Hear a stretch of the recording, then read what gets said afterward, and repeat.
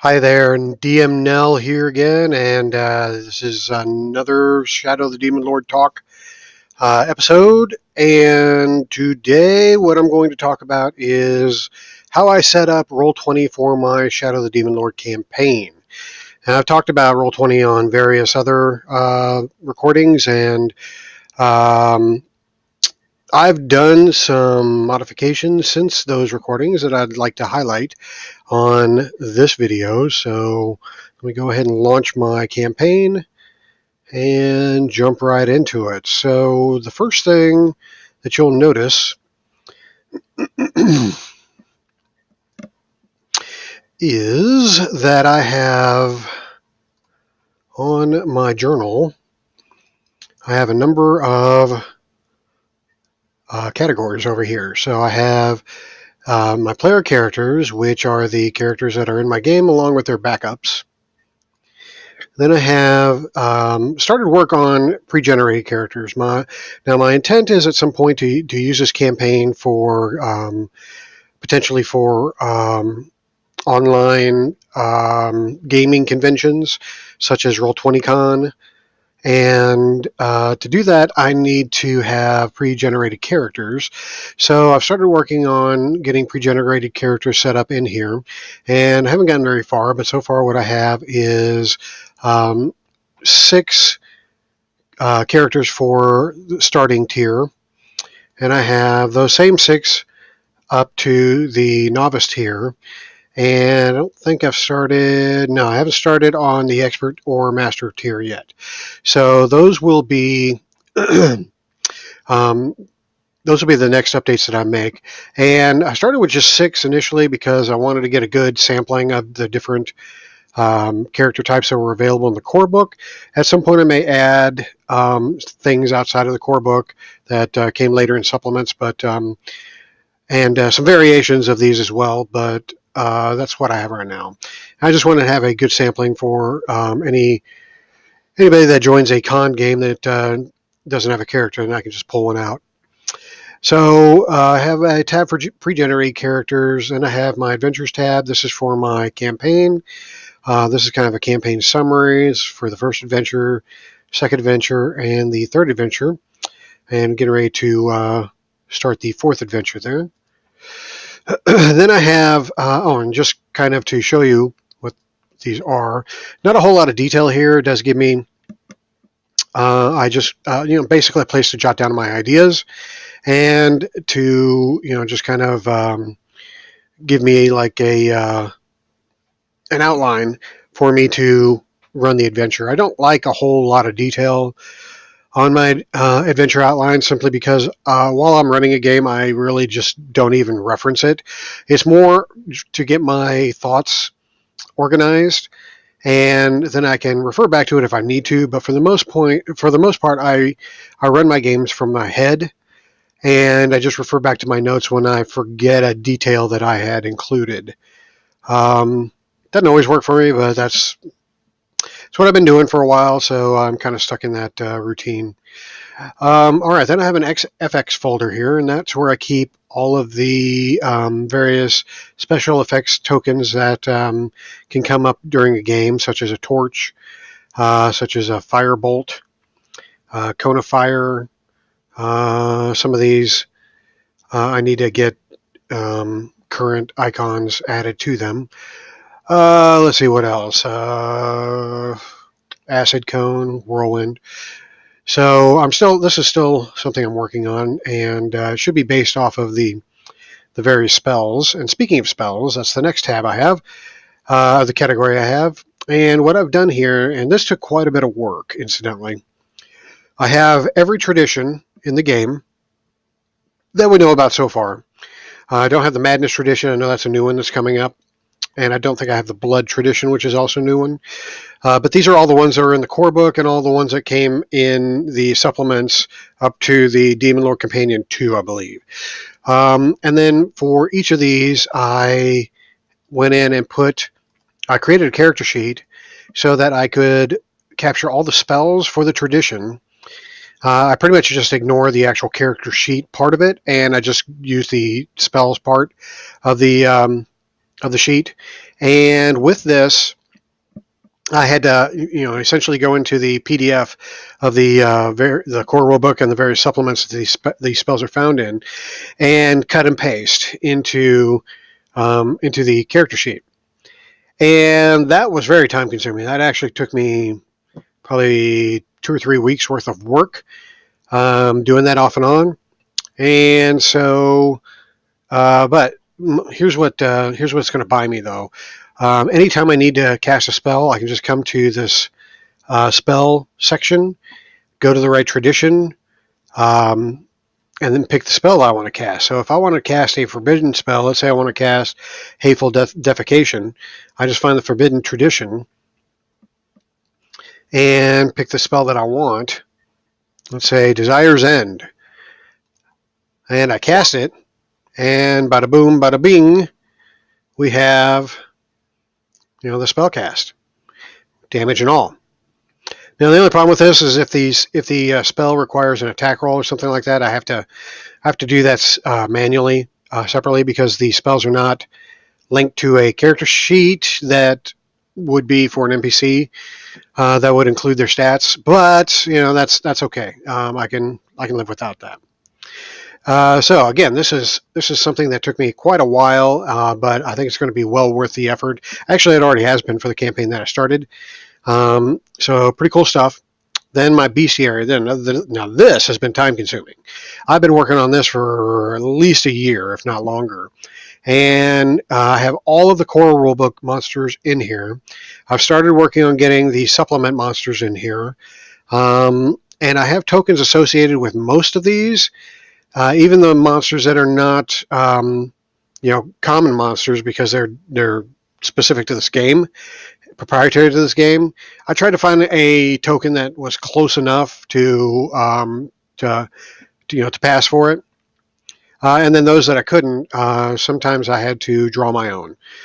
So, for example, a Muttering Maw, you're not going to find a Muttering Maw in any other game. So I went ahead and created, I drew my own Muttering Maw token. So there you go. Oculus, that's another one. I had to draw my own Oculus. The ogres look different in this game, so I'm having a difficult time finding ogres. I drew a horned ogre for myself, but and that's based off of the ogre that's on the cover of the core rulebook, but haven't done any actual just lesser ogres.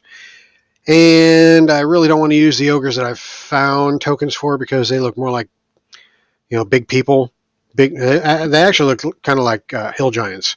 And I don't want that. I want the ogres to look more like the ogres that are in Shadow of the Demon Lord. So I may have to draw those myself too. So anyway, these are all of the tokens, and actually having all the monsters in here is something that has been already extremely useful, because if I need any monster at any point in time, I just look at the monster's name, and then I have out to the side the difficulty. So that helps me gauge if I want to use a monster for a particular scene. And let's say I want a monster that's difficulty 25 or so. Here's a Mog. I could use it, or I could use a Lizard Man, or I could scroll down further and use a Phantom. And having these things in here allows me just to drag it over, and there's the token, and I can open the sheet, and I have all the stats in here, so that I can just start wailing away without having to look it up in the rule book and having to roll everything manually.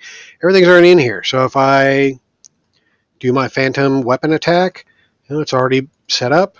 Just do my roll, and it's a horrible miss, but still, that's how that's going to work, and how it's been working.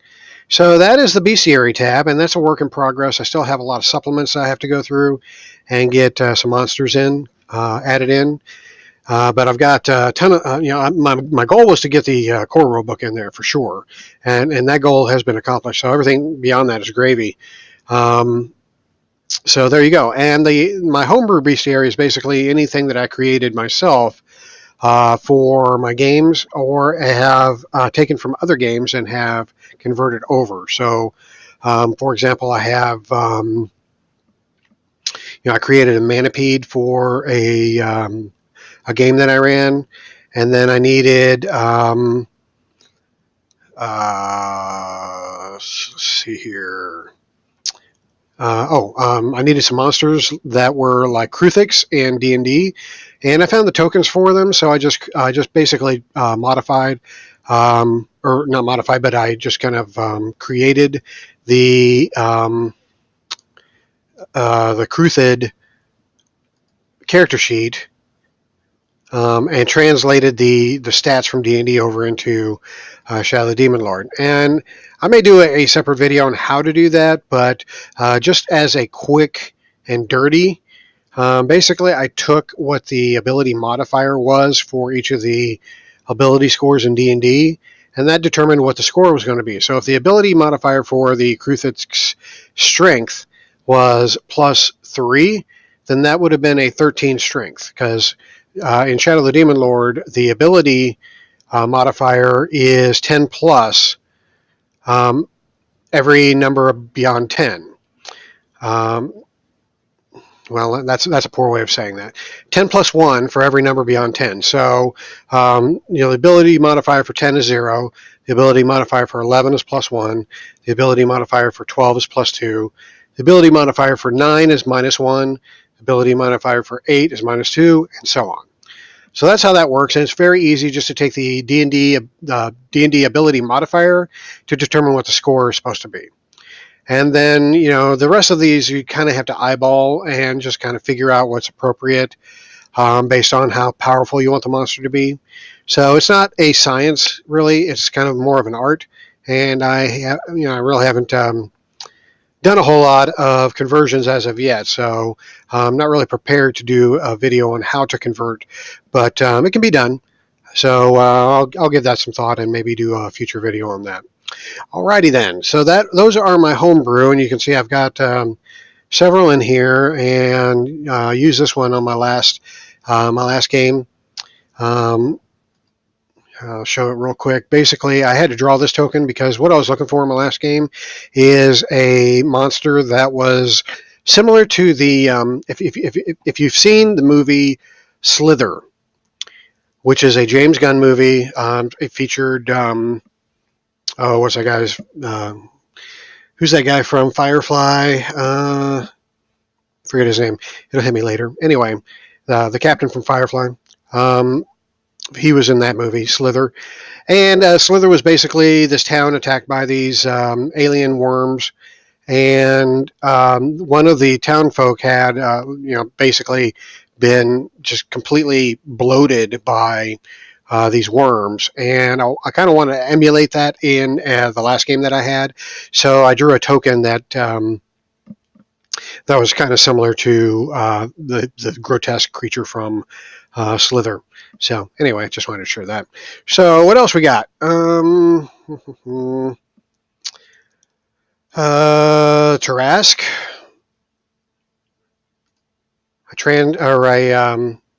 I tried to create a Shadow the Demon Lord version of the Tarask for perhaps a future game in in the campaign I'm running now.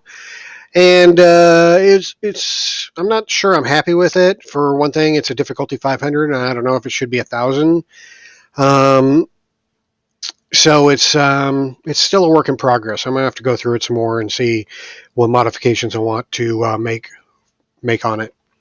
And this one was for a campaign that I ran last year, and I wanted to create some creatures that existed on Tartarus, the moon of Earth. And so I took inspiration from a YouTube picture that I saw. I don't think I have it anymore, but the picture was a group of Teletubbies eating Barney. And they look pretty evil. I loved the picture. I thought it was hilarious. Teletubbies is a show that I had to endure when my daughter was growing up. When she was younger, she used to watch Teletubbies, and god awful show, but this was my way of reconciling all that time that I spent watching Teletubbies by creating a monster out of them and using them in a Shadow the Demon Lord game. So there you go. There's some therapy in this game as well. So, oh, and I had to draw the tokens for them. So there's my Teletubby token. Yeah, super proud of that. Alrighty, so what else do I have in my Roll20? Okay, so this is where I've got the rules. So I mentioned this in my last video. I wanted to have a place where I could capture a lot of the rules that are used frequently in this game and have them actually in Roll20, so I didn't have to look them up. There's not a rules compendium in Roll20 like there is for Dungeons and Dragons. So this is kind of my own rules compendium, and I created a page for the various rules that are in the game, and also some things that I wanted to include that aren't necessarily rules. So, if I want information on corruption, I just go to the corruption tab, and boom, it's right there. If I wanted diseases, here's disease. Not much to it. Fortune, which comes up a lot. What does fortune do? Well, here it tells you right there. Everything with a blue dot I've actually shared with my players, so they have access to the ones with the blue dots. The ones that do not have blue dots are not shared with my players and are only visible to me. So let's see, what are some of the things? I showed you the critical hits and fails, and also the house rules last time. Actions, that is actually something that comes up quite a bit. So I wanted to have all the action rules in here that I could reference quickly without having to look them up. Great time for hiccups. Okay, so frightening and horrifying, that rule comes up quite a bit. So got that information right in here at my fingertips. It's come in handy already, so again, well worth the time to set that up. And then equipment. Now this is not yet finished. What I need to add is equipment costs to this, but what I did was I went ahead and added a page for each category. So this is the alchemy items that were in a few different products. Incantations, that again was also in a couple of products. Personal gear, I believe that came out of the core rulebook. Potions, all the potions that have been developed thus far, right at my fingertips. And Marvels of Engineering, I think that was in Demon Lord's Companion 2. If I ever want to include those items, right there. Tools, core rulebook again. There you go. So all of that right there in the equipment tab. Very handy. I also have enchanted items. Now, enchanted items are, they're tables that you roll on to create enchanted items. So what I did was I went through and created several so that if I want to include one ad hoc in the game, I can just go here, grab something, and go with it. I don't have to spend time during a game rolling on tables to figure out, what kind of enchanted item somebody found. Instead, I can just come here and say, okay, you found a quarterstaff, and using it allows you to double your jumping distance. Or mnemonic pill, you can use an action to regain the casting of one casting of a rank 1 spell that you know. And so on. You can see I have some others that I have not yet gotten to making. And I was going to make some relics down here. I made one for a campaign that I ran before last year, but that was very specific to that campaign. And I put the rules for incantation scrolls up here as well. So that is my enchanted items and relics page.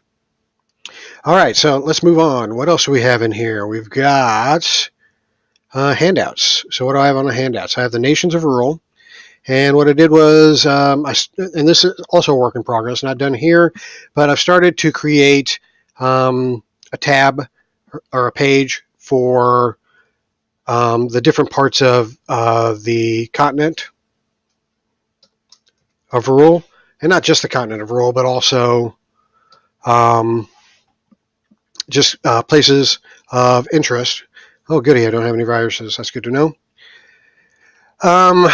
so places of interest in ROLL. So I'd have them in here for reference. And actually what I started doing, and this was more work than I had anticipated, so I'm not sure if I'm going to continue, but I tried to apply this, since I'm using skills instead of professions in my game, I tried to apply the appropriate skill for the piece of information that would apply to that skill. In the event somebody is asking to know more about, whatever, and this would be Azul, the city of death. So if they have a general knowledge, everybody has general knowledge just by doing an intellect challenge roll. So a general knowledge check would reveal that it is one of the Confederacy of the Nine Cities. It's also nicknamed the City of Death. If you have politics and law as a skill, you can make a challenge roll there, and you can learn that Azul languishes in the grip of the Black Hand, a powerful, widespread, and insidious group of assassins. The Black Hand controls the Guild Council in Azul.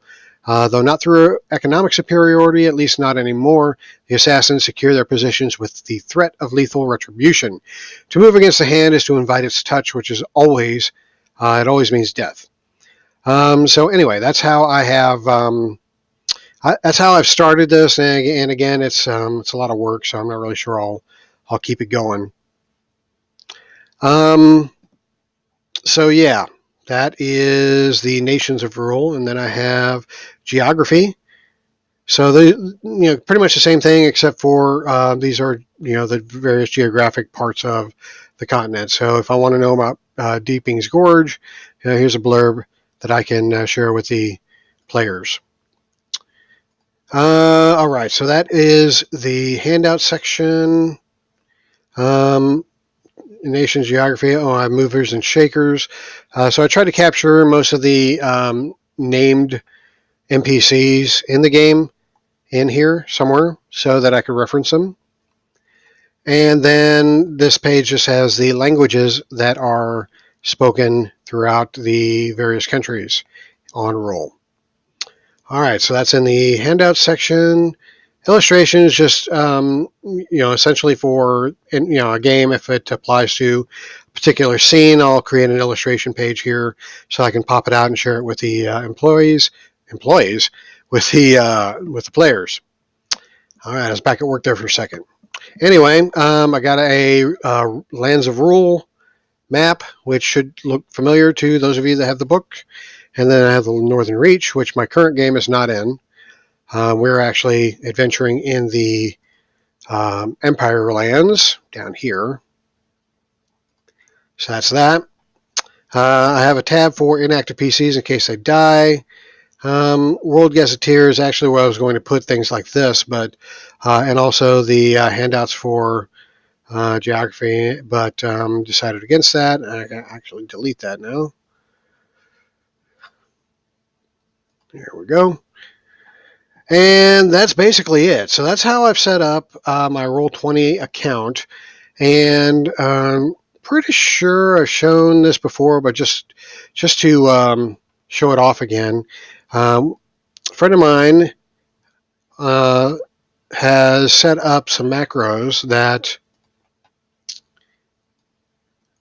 are very useful for this game. And I'm just going to show you how it works here. So one of the macros he set up is the ability to choose whether you're going on a fast or slow turn. So whenever you pull up a token and highlight it, this button is available over here for initiative. You click on it and it gives you the input value, which is either fast or slow. So you can choose at that point whether you want to go fast or slow.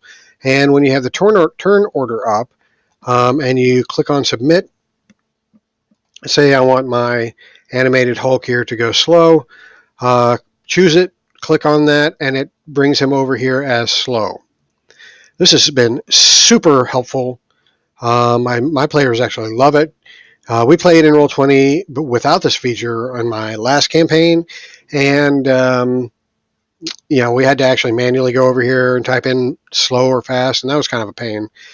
So this is extremely helpful and extremely useful. Thanks, Dan, for that. Appreciate it. And what else do I want to show off about my Roll20 account? I think that's about it. So these tools over here should help streamline my game, help me access things I need during the game quickly without having to spend game time hunting it down, and I can just drop it into whatever map I have on the screen at the time. So that's really all I wanted to share with you on this video. Um,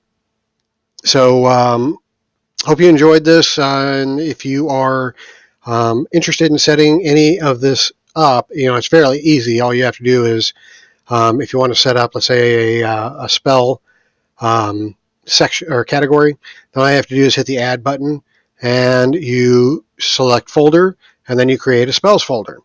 And then once you have a spells folder, then all you got to do is right click on spells, and then you can add a character like that. And here, I'll set one up for you real quick. This will be for the upcoming Madness tradition.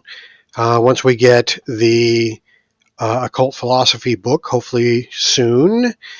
But what I do here to set this up is I rename it as the tradition. So the tradition would be Madness. And I don't know if it's intellect or wisdom. I put that in parentheses so I know which one it is.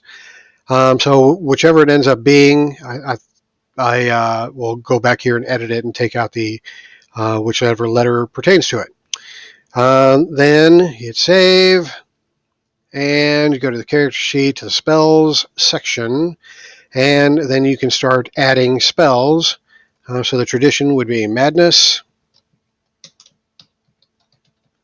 Don't know if it's intellect or wisdom based, and then I add the blurb in here that Mr. Schwab provides us. And then to add spells, you just click on this button here, and you start with the first spell, type in, or you can cut and paste if you have the PDF, all the relevant information. And then once you're done, you just click on the pencil thing here. It saves it to your sheet, and you can X that out. So that is the Madness tradition, and now I just need to put it in the right order